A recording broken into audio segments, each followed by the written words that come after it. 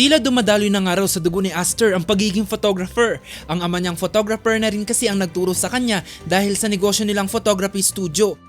In-introduce niya yung photography sa akin, so nahilig din ako sa photography. Kadalasang gamit ni Aster sa pagkuha ng iba't ibang larawan ang film camera. Old school man daw kung ituring, kakaiba pa rin daw ang pakiramdam na ma-develop ito hanggang sa ito'y maging isang larawan. Nang minsang magawis siya sa dalampasigan ng Bulinaw, isa sa kanyang litratong nakunan ang grupo ng kabataang ito. Balik na ako galing sa beach. Nakita ko nung pagtalikod ko, nakita ko na may magandang scene. Okay, may mga bata. Tapos tatakpan ng ulap yung araw. So medyo maganda yung scene. Tapos tinry ko siyang kunan. Pero hindi niya akalaing ang larawang ito mapapansin ng buong mundo.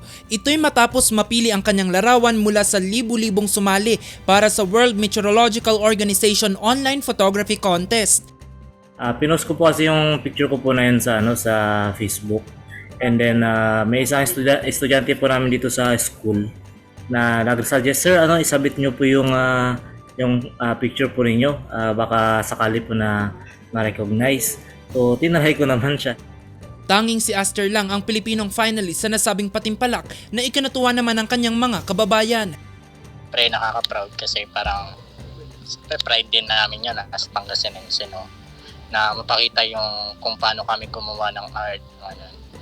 So, syempre isang karangalan na isang Pangasinense yung nagrepresenta ng Philippines.